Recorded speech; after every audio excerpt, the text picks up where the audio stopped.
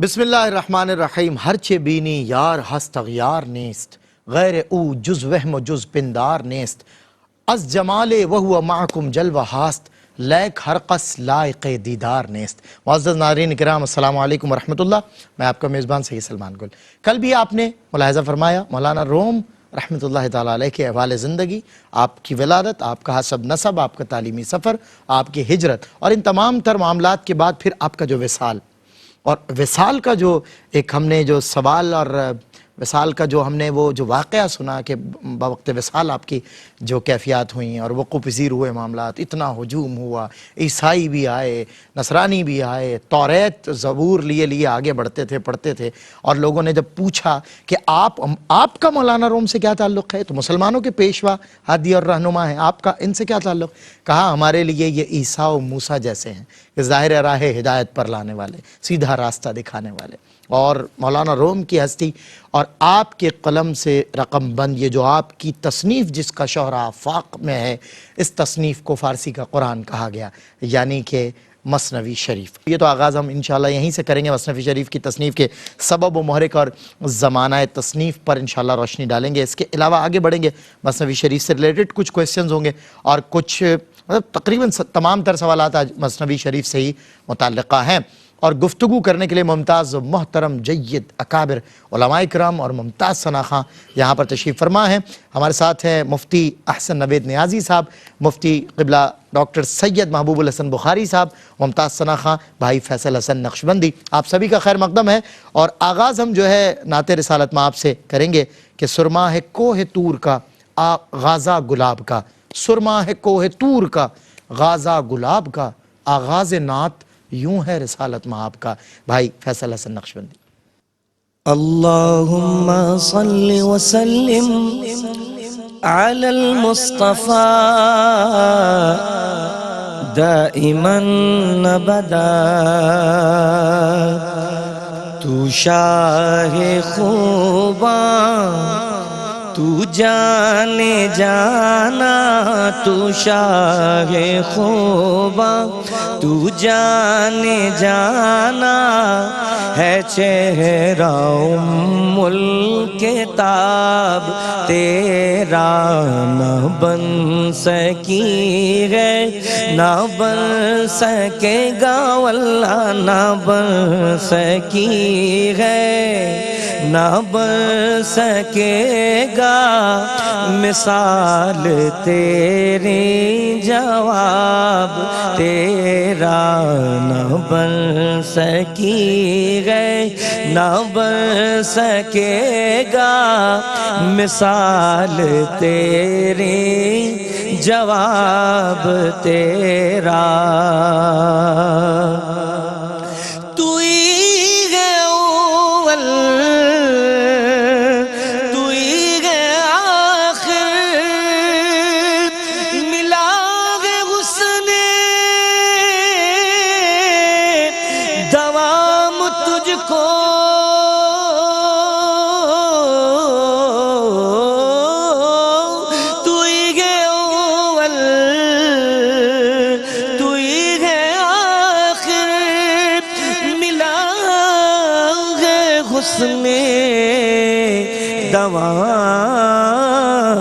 تجھ کو ہے عمر لاکھوں برس کی، تیری ہے عمر لاکھوں برس کی تیری، مگر ہے تازہ شباب تیرا.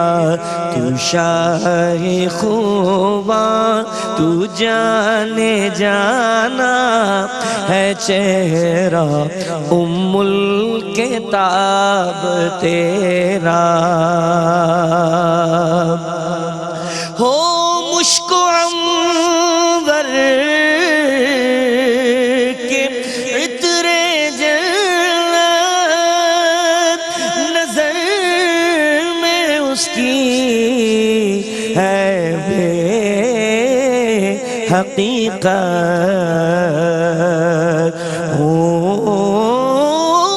مشک و عنبر کے عطر جنت،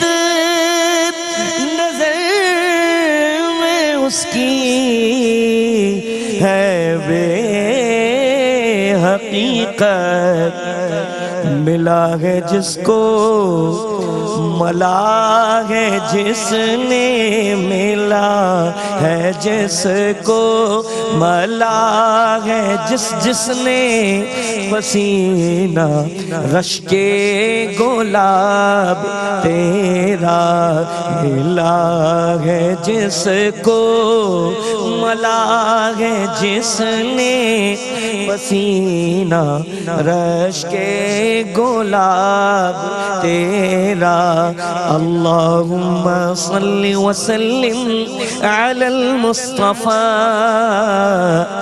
دائما ابدا اللہم صلی وسلم علی المصطفیٰ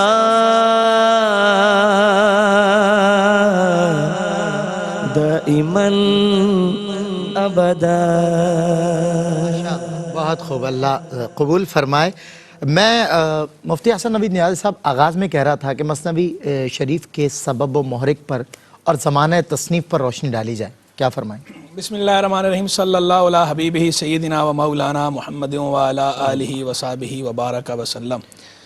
کچھ ہستیاں ایسی ہوتی ہیں وہ ان کے نام سے ان کے خطوں کی پہچان ہوتی ہے. واہ، وہ خطوں کے لیے دوام کا سبب بن جاتے ہیں. صحیح بات، یعنی علاقہ ان کی پہچان، علاقہ پہچان نہیں، وہ علاقوں کی پہچان بن جاتے ہیں. تو یہی بات بالکل صادق آتی ہے مولا روم مولانا جلال الدین رومی رحمہ اللہ پر کہ روم کا لفظ آتا ہے ذہن فوراً سبقت کرتا ہے مولانا روم کی طرف، اور مولانا کا خیال آتا ہے تو ذہن فوراً جاتا ہے روم کی طرف. یعنی جو روم کو حیات جاویدانی ملی ہے، تذکرہ روم کو، تو وہ مولانا روم سے ملی ہے، مولا روم سے ملی ہے. مولا روم کی یہ شان. اور کیوں نہ ہو کہ مولا روم ترجمان کس کے تھے؟ وہ ترجمان تھے عشق کے.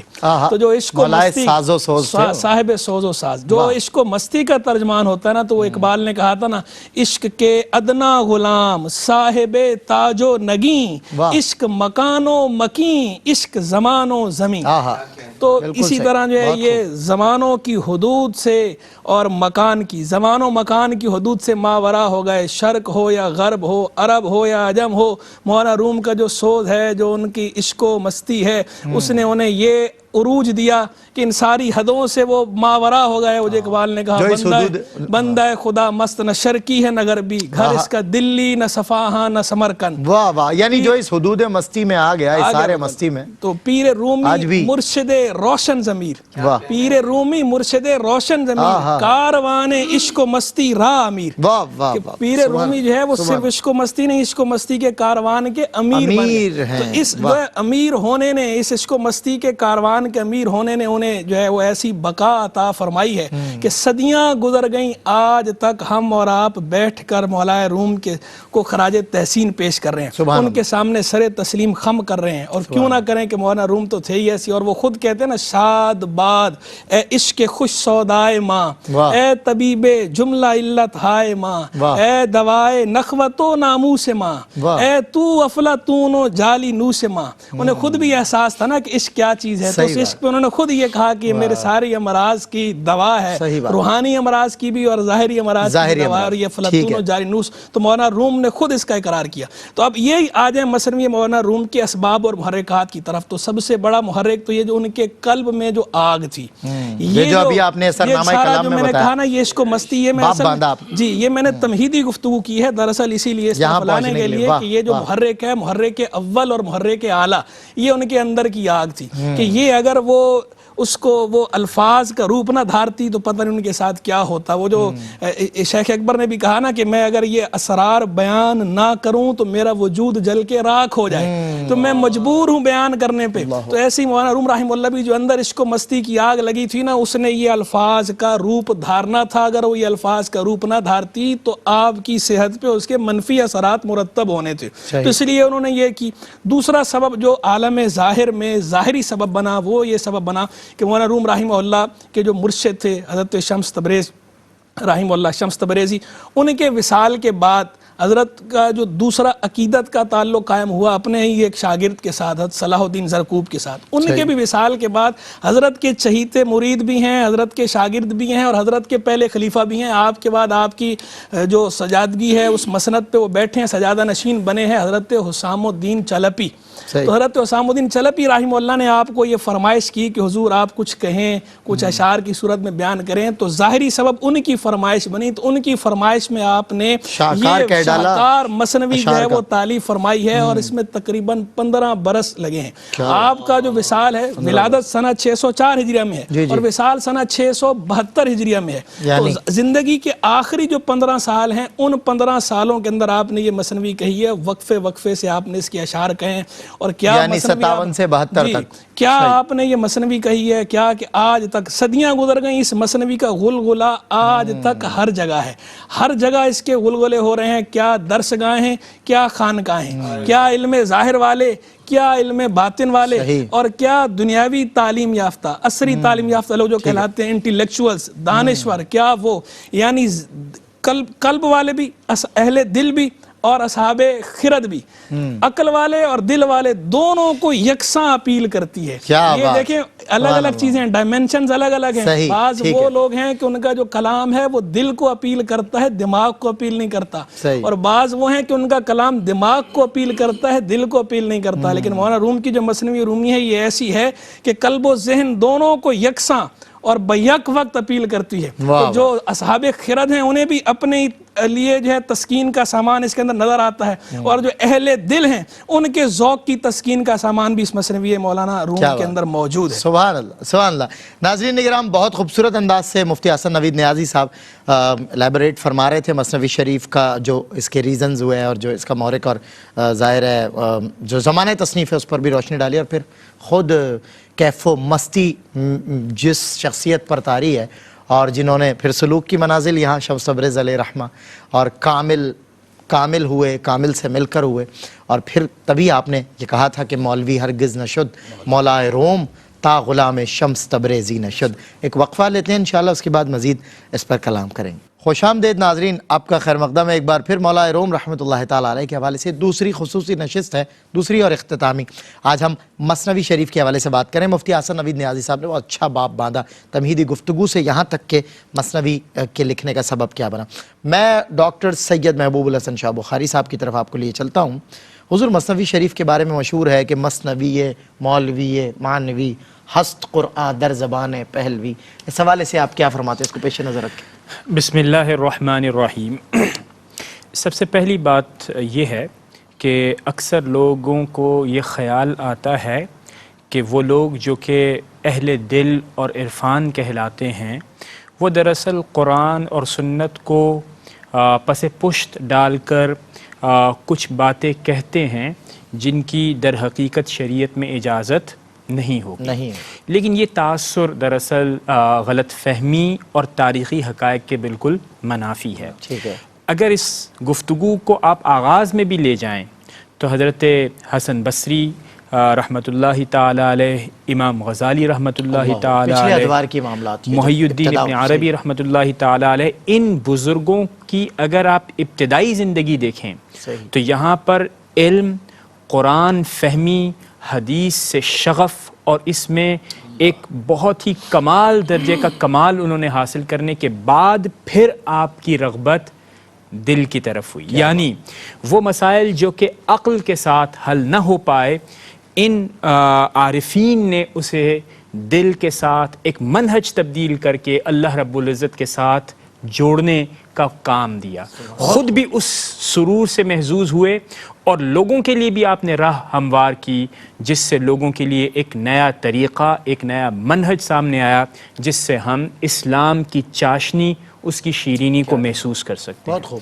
اب جب یہ بات ہوئی کہ کیا قرآن کریم کی اس کے ساتھ کیا نسبت ہے، تو مولانا عبد الرحمن جامی رحمۃ اللہ تعالی علیہ، جو کہ 9ویں صدی ہجری کے صوفی شاعر اور بہت بڑے بزرگ ہیں، انہوں نے اور بہت بڑے عالم ہیں، انہوں نے مولوی مثنوی معنوی کے حوالے سے یہ فرمایا کہ یہ دراصل پہلوی یا فارسی زبان میں قرآن کریم کی ایک ترجمانی ہے یا شعری شکل میں نظر آتی ہے یا بالفاظ دیگر ایک نئے انداز میں قرآن فہمی ہے جو کہ شریعت کی حدود کے اندر رہتے ہوئے اللہ رب العزت اس باقی ہستی، اس غیر فانی ہستی نے جو احکامات اور جو تعلق ایک بندے کے ساتھ قائم کیا ہے اس کو ایک خوبصورت انداز میں پیش کیا گیا ہے۔ اور دیکھیے جو روایات اور جو حکایات جن کا ذکر انشاءاللہ تعالیٰ پروگرام کے اگلے حصے میں بھی ہم کریں گے، ان پر بھی اگر آپ غور کریں تو قرآن کریم کے جو بنیادی مضامین ہیں انہیں ایک خوبصورت انداز کے ساتھ قرآن کریم کا ما فی الضمیر یا مضامین کو ہی ان میں اس انداز میں پرویا گیا ہے کہ جس کا مقصد بہت واضح ہو جائے گا۔ مثال کے طور پر اللہ رب العزت جب فرماتے ہیں کہ انا للہ و انا الیہ راجعون، کہ کائنات کی ہر شے اللہ رب العزت کی دسترس میں ہے، اللہ رب العزت ہی نے پیدا کی ہے، اس کا سبب اور مسبب وہی ہے، اور تمام بندوں نے بالآخر اور تمام حقیقتوں نے وہیں پر لوٹ کر جانا ہے۔ اب اس عمارت یا اس خوبصورت تانے بانے کے اندر حکایتوں کو آپ نے اس انداز میں پرویا کہ یہ مسائل عام ذہن رکھنے والے شخص کو بھی خوبصورت انداز میں سمجھ میں آیا اور زندگی کی حقیقت اس پر واضح ہوئی، اور اس میں ایسے کئی لا ینحل مسائل تھے جس میں علماء، مشائخ، حکماء، فلاسفہ، متکلمین ایک طویل عرصے سے گفتگو کر رہے تھے، انہوں نے ان مسائل کا حل بھی اس میں پیش کیا۔ تو یعنی مختصراً اگر میں یہ کہوں تو قرآن کریم کی ترجمانی جب کہا جاتا ہے تو اس سے مراد کیا ہوتی ہے کہ وہ تھیمیٹک یونٹی جو کہ قرآن کریم کے اندر موجود ہے اس کو ایک خوبصورت کوہیرنٹ انداز میں مختلف روایات، حکایتیں، یعنی مختلف قرآن کریم کی آیات اور حضور اکرم صلی اللہ تعالیٰ علیہ وسلم کی احادیث کی روشنی میں انہوں نے اسے ڈیلیور کیا ہے، اس کو پوئٹری کی شکل میں بھی، اور ظاہر ہے لوگوں کا ایک شغف بھی، اور پھر مولائے ساز و سوز بھی، صاحب ساز و سوز بھی آپ تھے، یہ آپ پر طاری تھی کیفیات، اور وہ کیفیات عشق و محبت جب رقم بند ہوئی تو وہ مثنوی بنی جس طرح آپ نے ارشاد فرمایا۔ میں مفتی صاحب قبلہ اگر میں یہ کہوں کہ مثنوی شریف شعر و ادب کا ایک شاہکار ہے تو مبالغہ نہیں ہوگا، وجہ شہرت اور مقبولیت کی طرف بھی کچھ اس پیرائے میں اگر ہم بات کریں کہ شعر و ادب کا شاہکار، بالکل دیکھیں شعر و ادب کا شاہکار کہنا ہے سب، اسے بالکل مبالغہ نہیں ہے۔ آپ شعر و ادب کی تاریخ اٹھائیں، عربی ہو یا فارسی ہو یا اردو ہو یا کسی اور زبان کی اٹھا لیں، آپ سب سے پہلا اندازہ دیکھیں مقبولیت اور شہرت کا کہ اس کتاب پہ کام کتنا ہوا ہے۔ صحیح، تو پیچھے حکیم ثنائی موجود ہیں، نظامی گنجوی موجود ہیں، شیخ سعدی شرازی موجود ہیں، حافظ شرازی موجود ہیں، علامہ جامی بھی ہیں، امیر خسرو بھی ہیں، اتنے بڑے بڑے نام، فردوسی، فردوسی، کہانی، خاقانی، یہ میں فارسی، اور یہ میں خاص اس زبان کی بات کر رہا ہوں جس زبان میں مثنوی مولانا روم نے لکھی ہے، فارسی، بالکل۔ تو اتنے بڑے بڑے نام ہیں اور ان کے اتنے بڑے بڑے ان کے دیوان ہیں، کلیات ہیں، اشعار ہیں، اور ان کو عارفانہ مضامین کیسے سے چھڑے انہوں نے حافظ شرازی جو ہے وہ تسلیم کیا گیا ہے، سب کو تسلیم کیا گیا، اور سارے اپنی اپنی جگہ جو ہے وہ چند آفتاب چند مہتاب، بالکل ایسا۔ لیکن جو شہرت، جو مقبولیت مثنوی مولانا رومی کے حصے میں آئی ہے وہ کسی کے بھی حصے میں نہیں آئی، یہ خاص ان کے لیے رکھ دی گئی تھی، اس لیے کہ دیکھیں جتنی جامعیت یہاں پر ہے، جتنے میں نے پہلے بھی پچھلے جواب میں بھی جو ذکر کیا نا کہ جو شرق تا غرب، عرب تا عجم، درس گاہیں ہوں یا خانقاہیں ہوں، اور درس گاہیں بھی پھر چاہے وہ اصحاب مدرسہ ہوں، چاہے جو ہے وہ یونیورسٹیز اور جامعات کے لوگ ہوں، ہر جگہ جو ہے مولانا روم رحمہ اللہ کو یکساں پذیرائی حاصل ہے، اتنی یکساں پذیرائی جو ہے وہ ہر جگہ نہیں ہے۔ شعر و ادب سے شغف رکھنے والے جو ہیں، ایوری اسکول آف تھاٹ جی آپ کو ایکسپٹ کرتا ہے، اغیار بھی آج آپ کے فیسٹیولز کرتے ہیں مولانا روم کے، رومی اور فورم، مغرب کے اندر تو باقاعدہ آپ دیکھیں سنہ 2007 جب آپ کا یوم پیدائش کا 800واں سال منایا گیا 2007 کے اندر، تو باقاعدہ اقوام متحدہ نے ترکی گورنمنٹ کی اس فرمائش پر اقوام متحدہ نے باقاعدہ اسے کہا اور مولانا روم کا سال قرار دیا، اور اس میں ساری ڈیڈیکیشنز بھی آپ کے لیے بڑے بڑے ارینج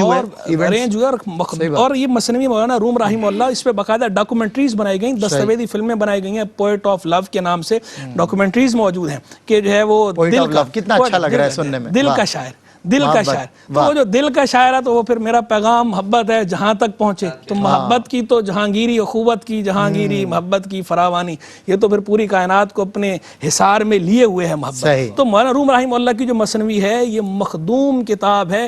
ایسے ایسے لوگوں نے اس پہ کام کیا. آپ دیکھیں اس کی شروحات دیکھیں, حواشی دیکھیں, تراجم دیکھیں, اس کی احادیث کی تخریج اور تحقیق پہ کام ہوا. نہیں ہر گوشے سے اس پر کام ہوا, ہر گوشے سے یہ مخدوم کتاب ہے. ایون کہ ہمارے درس نامی کی دنیا کے اندر ایک بہت بڑا نام ہے بحر العلوم علامہ عبدالعلی لکھنوی فرنگی محلی رحمہ اللہ. جن بزرگوں کے نام پہ ہمارا درس نامی عالم کو درس نامی کہلاتا ہے ان کے صاحبزادے تھے مولانا نظام الدین فرنگی محلی رحمہ اللہ کے. وہ بحر العلوم ان کا لقب ہے, علوم کا سمندر. انہوں نے بھی اس کی باقاعدہ شرح لکھی ہے. بحر العلوم نے بھی اس کی شرح لکھ رکھی ہے. اس کی اس سے انداز لگائیں کہ علماء بھی اسے کس طرح دیکھتے ہیں. صوفیاء اور عرفاء تو اسے دیکھتے ہی دیکھتے ہیں, لیکن جو علماء ہیں ان کی نظر جو ہے اس کی قدر کیا ہے, قدر و قیمت ہے. تراجم باقاعدہ کونیا مولانا روم رحمہ اللہ کا شہر جو کونیا جہاں پر آپ جو ہے وہ آرام فرما ہے, ترکی کا مثال وہیں کونیا میں ہوا ہے. جو ترکی ہے پہلے یہ روم بہت بڑا تھا. پہلے روم ترکی بھی روم کا حصہ تھا تو اسے بھی روم کہا جاتا تھا. اسی وجہ سے اسے رومی مولانا رومی کہا جاتا ہے انہیں.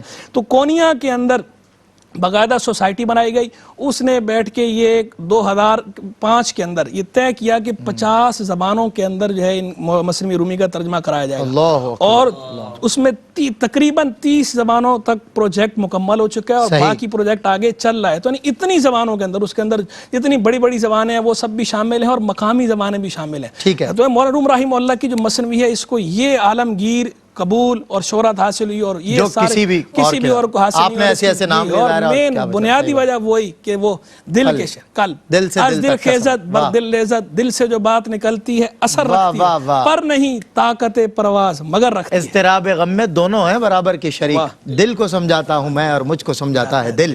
میں مثنوی شریف کی ترتیب اور اس کے مضامین پر چاہتا ہوں کچھ چند منٹ سے ہمارے پاس اس میں روشنی ڈالی جائے. کیا فرمائیں گے؟ جی, ترتیب کے حوالے سے تو میں یہ کہوں گا کہ اس کتاب کی ترتیب کچھ ایسے نہیں ہے جیسے کہ عام یعنی وہ لوگ جو کہ حکماء یا وہ لوگ جو کہ ارادتاً ابواب کی تقسیم اور فصول کی تقسیم سے باب در باب اور مقامات اور جو صوفیاء کا اس سے پہلے کا ٹیکسٹ تھا اس انداز میں اسے اختیار نہیں کیا گیا. ماڈرن لینگویج میں جی مختلف ہے, اور وہ میں عرض کرتا ہوں کہ مختلف کیسے ہے. ماڈرن پیڈاگوجیکل میتھڈز یعنی جس کا مطلب کیا ہوا کہ ابھی جو جدید طریقہ ہائے تعلیم اور تدریس ہیں اس میں ہم ایک میتھڈ استعمال کرتے ہیں کیس سٹڈی میتھڈ. یعنی کیا مطلب ہوا, تمثیل کے انداز میں طالب علموں اور سیکھنے والوں کو پیش کرنا. مولانا جلال الدین رومی رحمۃ اللہ تعالی علیہ نے لوگوں سے اپنی مافِ ضمیر کو بیان کرنے کے لیے, کیفیات کو بیان کرنے کے لیے, جیسے کہ صوفیہ اور جیسے کہ ابتدا میں بھی گفتگو ہوئی, تو اس کو کسی باب میں آپ بند نہیں کر سکتے. جیسے کہ محی الدین ابن عربی کے اندر بھی یہی آپ کو معاملہ نظر آئے گا, فتوحات مکیہ کے اندر. تو یہاں پر ابواب کی تقسیم نہیں جو کہ ایک عقل والا طریقہ کار ہوتا ہے, بلکہ یعنی ان کو درس و تدریس اور اس انداز میں ان کو پیش کیا گیا کہ سننے والا بہت ہی قریب ذہن کے جو مثالیں ہوتی ہیں اس سے وہ معاملہ سمجھ بھی لے, اور وہ صرف سمجھے نہیں عقلاً بلکہ اس کے دل میں اتر بھی جائے, جاگزی ہو جائے, اس کی شخصیت کا حصہ بن جائے. No any doubt in this way also. And it becomes a factual reality, and it allows or paves the way to live through. یعنی صرف اسلام یہ نہیں ہے, اسلام صرف اور صرف یہ نہیں ہے کہ آپ حقائق کو بیان کریں, آپ ان حقیقتوں کے اندر جئیں اور پھر جینے کے لیے لوگوں کو موٹیویٹ کریں. اور انفیکٹ ہوتا یہ ہے کہ جب آپ ان حقیقتوں کے اندر رہتے ہیں, when you live through it, ہوتا کیا ہے کہ اس کا اثر آپ لوگوں پر, اپنے سامعین پر, اپنے مخاطبین پر دیکھیں. اور حضور اکرم صلی اللہ تعالیٰ علیہ وسلم کا جو کمال اور آپ کی جو یونیکنیس ہے وہ کیا ہے کہ آپ نے جن حقیقتوں کا درس فرمایا وہ آپ جیے. جب جیے تو اس کا اثر ہر خاص و عام پر اتنا ہی ہوا, بلکہ ان پڑھنے لکھنے والوں پر شاید زیادہ ہوا کہ محض اسلام یہ نہیں ہے کہ آپ ڈرائنگ روم کے اندر بیٹھ کے ڈسکشن فورمز بنائیں, بلکہ جینے اور ایک خاص انداز میں ڈھنگ میں رہنے اور اللہ رب العزت کو خوش کرنے کا نام. کیا بات ہے. جیو تو ایسے جیو زندگی رشک کرے, مرو تو لوگ کہیں کون مر گیا یارو. بریک کے بعد ہوتی ہے ملاقات. خوش آمدید ناظرین، خیر مقدم ہے آپ سبھی کا مولا روم رحمۃ اللہ تعالیٰ علیہ کے حوالے سے خصوصی مجلس جس میں آج مہمان ٹھہرے مفتی احسن نوید نیازی صاحب، ڈاکٹر سید محبوب الحسن بخاری صاحب اور بھائی فیصل حسن نقشبندی۔ ناظرین کرام، اب ہم چونکہ امتیازی خصوصیات کے حوالے سے بات کرنا چاہیں گے مفتی احسن نوید نیازی سے، مثنوی مولانا روم کے اسلوب کی امتیازی جو خصوصیات ہیں۔ جی مفتی صاحب، اس سوال کے جواب سے پہلے آپ نے جو اضطراب غم کا شعر پڑھا نا، بہت اچھا شعر پڑھا۔ ایک شعر جو ہے وہ مجھ سے بھی لے لیجئے حضور۔ ایک سب آگ ایک سب پانی، دید و دل عذاب ہیں دونوں۔ کیا کہنے، ایک سب آگ ایک سب پانی، کیا کہنے، دید و دل عذاب ہیں دونوں۔ بہت بڑا شعر، ماشاءاللہ، بہت خوب۔ آئیے جو ہے وہ مثنوی مولانا رومی رحمہ اللہ کے اسلوب اور امتیازی خصائص کی طرف۔ تو دیکھیں اسلوب کے اندر ایک بات تو جس کی طرف ابھی ڈاکٹر صاحب نے بھی اشارہ کیا ہی صحیح، تو میں اس کو تھوڑا ذرا مزید جو ہے وہ کھول کے بیان کر دیتا ہوں کہ یہ جو اسلوب ہے باقاعدہ باب باندھ کر اس سے متعلقہ تمام مباحث کو جمع کر دینا، عموماً مصنفین کا بھی ہوتا ہے، مزاج شعراء کا بھی ہوتا ہے، عام جو طرز ہے تصنیف و تالیف کا وہ یہی ہے۔ مولانا روم رحمہ اللہ نے اس طرز تصنیف کو اختیار نہیں فرمایا، بلکہ اس باب میں آپ نے اتباع کی ہے قرآنی اسلوب کی۔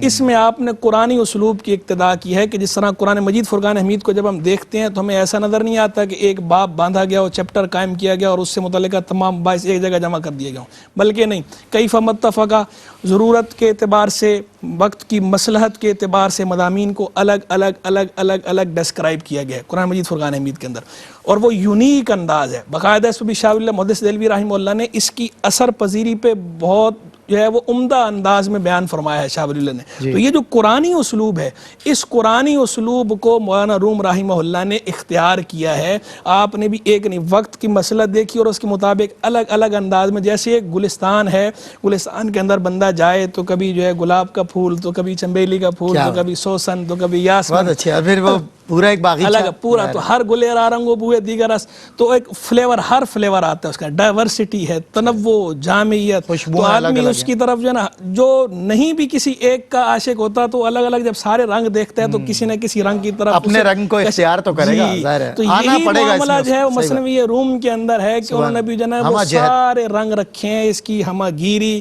اور ہمہ جہت ہے اس کے اندر، اس کی ڈائمنشن اتنی زیادہ ہیں، اسلوب ایسا رکھا، پھر اس کے اندر ڈائیورسٹی جو ہے، جامعیت، تنوع بہت زیادہ ہے۔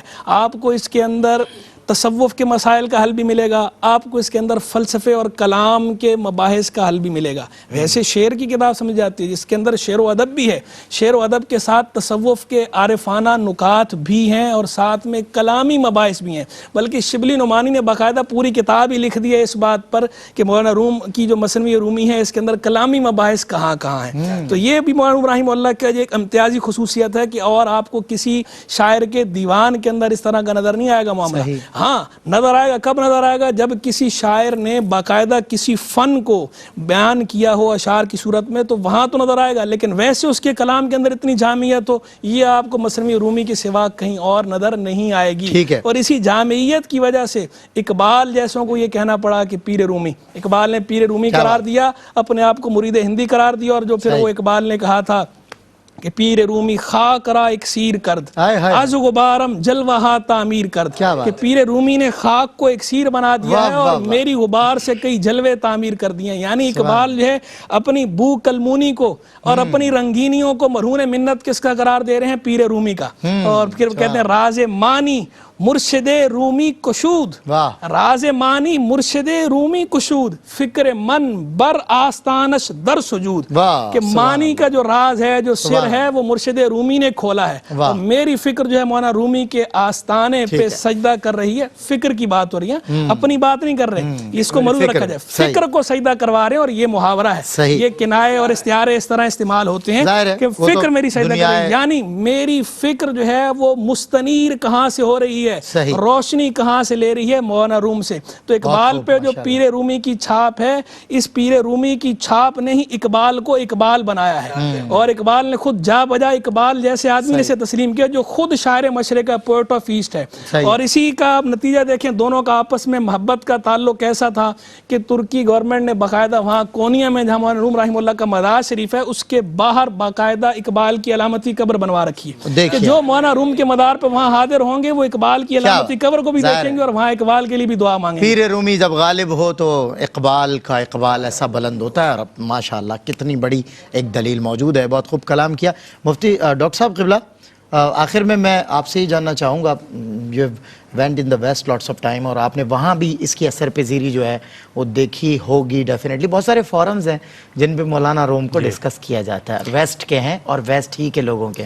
تو اس کی جو اثر پذیری ہے, اثر اندازی ہے, وہ کیسی ہے ویسٹ میں, ایسٹ میں, ہر جگہ؟ اچھا سلمان بھائی, اس میں تو یہ ہے کہ کافی گفتگو ہو سکتی ہے, چونکہ ویسٹ میں مولانا روم کی انڈرسٹینڈنگ کا ایک بڑا لانگ ٹریڈیشن ہے, تو اس کے اوپر انشاءاللہ تعالیٰ پھر جب موقع ملے گا تو تفصیلی گفتگو ہوگی. صرف یہ اس بات کے اظہار کے لیے جو کہ صرف چند لمحے چکے پروگرام کے رہ گئے ہیں, تو جب کمپیریزن کیا جاتا ہے تو ایلیڈ اور اوڈیسی, اچھا مولانا روم کی یہ جو تحریر ہے, یہ جو کاوش ہے, اس کو جب اس کے ساتھ کمپیئر کیا جاتا ہے تو کہتے ہیں کہ ان دو تحریریں جو کہ ویسٹ میں ایک آئیکونک حیثیت رکھتے ہیں, یہ اس کے برابر ہے.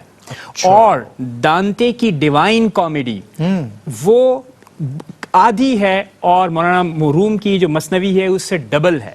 اور پھر ایک اور کمپیریزن میں اگر دیکھا جائے تو ان سب کو اگر جمع کر دیا جائے تو مولانا روم کی جو مثنوی ہے یہ اس سے زیادہ ہے. کیوں؟ کیونکہ اس کے اندر 25,770 مصرے ہیں, اور ہر مصرع اس سے اس لیے بڑا ہے, ہر مصرع اس سے اس لیے بڑا ہے کہ ہر مصرے کے اندر 22 سیلیبلز ہیں. اچھا, جہاں تک اثر پذیری کی بات ہے تو ویسٹ کے اندر جیسے کہ حضرت نے بتایا کہ علامت ہے اسلام کی محبت کی. حالانکہ بہت ہی 19ویں صدی کے اندر جو مستشرقین تھے ان کا خیال یہ تھا کہ اسلام کے اندر عقل کی گنجائش نہیں ہے, اور بعض لوگوں نے اسلام کو پر الزام لگایا تھا کہ وہ غیر مہذب تہذیب ہے. لیکن جب حضرت مولانا روم کا مطالعہ انہوں نے کیا تو انہیں یہ ماننا پڑا کہ اسلام دعوت محبت دیتا ہے اور ایک خاص انداز میں پیغام کو پھیلاتا ہے. اور آخر میں یہ کہوں گا کہ مولانا روم کی یہ جو کاوش ہے اس کا رجوع یا یہ مرجع بنا علماء اور حکماء کا. کیوں؟ کیونکہ کئی ایسے مسائل جو کہ عربی زبان میں بھی موجود نہیں تھے, آپ نے فارسی زبان کے اندر ان مسائل کو نہ صرف پیش کیا جو کہ بچے کی زبان پر بھی آیا عوام الناس کی سطح میں, اور اس سے زیادہ کہیں مقبول ہوا علماء, مشائخ اور اس کے ساتھ ساتھ حکماء اور فلاسفہ کے ہاں بھی. تو اس لحاظ سے دیکھا جائے تو ایک نہ صرف ملٹی ڈائمینشنل تحریر ہے بلکہ اس نے عوام کے تمام حلقوں کو اور علماء اور جو ایلیٹ ہوتی ہے اس کے تمام حلقوں کو خوب متاثر کیا ہے. واہ. اور جو اس کی ایکسیپٹنس ہے وہ بہت وسیع ہے کیونکہ ہر اسکول آف تھاٹ کا آدمی اسے ایکسیپٹ کرتا ہوا نظر آیا. ظاہر ہے جس ٹرانسپیرنٹ انداز سے انہوں نے ڈیلیور کیا, اور پھر وہ آپ نے فرمایا نا وہ جو بولڈ تھاٹس ہیں اس کو پیش نظر رکھا, اور تابد بھی کوئی اسے کسی بھی حوالے سے ڈینائی نہیں کر سکتا. سبھی ماشاءاللہ اس کی اثر پذیری. بہت خوبصورت کلام کیا آپ حضرات نے, بہت شکریہ, آپ حضرات تشریف لائے. ناظرین کرام, مولانا روم پر جو حضرت نے جو ابتدا میں جو باب باندھا تھا نا, جو کیفیت غالب تھی, یعنی حافظ شیرازی کا آپ نے نام لیا نا, حافظ شیرازی کی ایک غزل کے مجھے اشعار یاد آتے ہیں. باہر سو جلوہ دیدار دیدم, باہر چیزیں جمال یار دیدم, نہ دیدم ہینچ شہرہ خالی ازوے, پر ازوے کوچاؤ بازار دیدم. یہ کیفیت کہ ہر سمت تیرا عکس سے حسین رقص کنا ہے, اٹھ کر بھی تیرے خواب سے بیدار نہیں ہوں. اور اس کیفیت کو آپ نے خود ہی رقم بند کیا. کہتے ہیں خشک تارو, خشک چوبو, خشک پوسٹ, از کجا میاں یا دی آواز دوست. اور ایک لمحے کو دیکھتے ہیں کہ نہ تار ہے, نہ چوب ہے, نہ پوسٹ ہے. کہتے ہیں نیست تارو, نیست چوبو, نیست پوسٹ, از کجا میاں, خود بخود میاں یا دی آواز دوست, خود بخود میاں یا دی آواز دوست. جی ہرگز نمیرد آ کے دلش زندہ شد بعشق, سبتست بر جرید عالم دوام ماں. جس کا دل عشق سے زندہ ہو اسے موت نہیں آتی. وہ مر جاتا ہے ظاہری طور پر لیکن اس کی موت عالم معنی میں نہیں ہوتی, جرید عالم پہ اس کا دوام ثبت ہو جاتا ہے. واہ واہ واہ. مولانا روم رحمہ اللہ, کیا بات ہے. اجازت دیجئے اسی پر بھائی محمد فیصل حسن نقشبندی صاحب انشاءاللہ کچھ اشعار مولانا روم کی مثنوی سے اقتباس انشاءاللہ پیش کریں گے. وہی مخصوص انداز جو مولانا روم کا آفاقی انداز ہے اس مثنوی کے پڑھنے کا, اسی میں فیصل حسن نقشبندی کلام پیش کر رہے ہیں مولانا روم کا. السلام علیکم ورحمۃ اللہ. سید و سرور محمد نور جان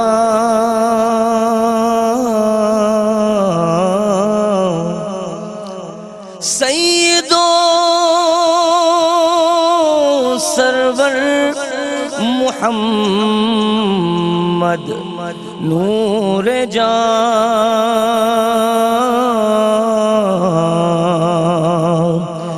بہتر و مختر شفیع مذنبان واہ بود در انجیل نام مصطفیٰ بود در انجیل نام مصطفیٰ آثر پیغمبران بحر صفا آثر پیغمبران بحر صفا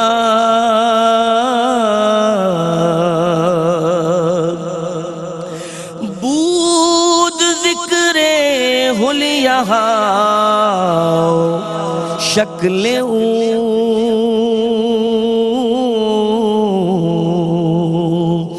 بود ذکر غزو و صوم اکل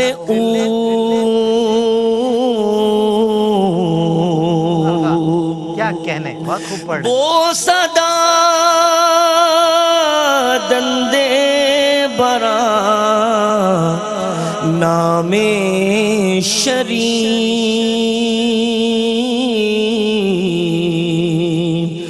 روح نہادند بدا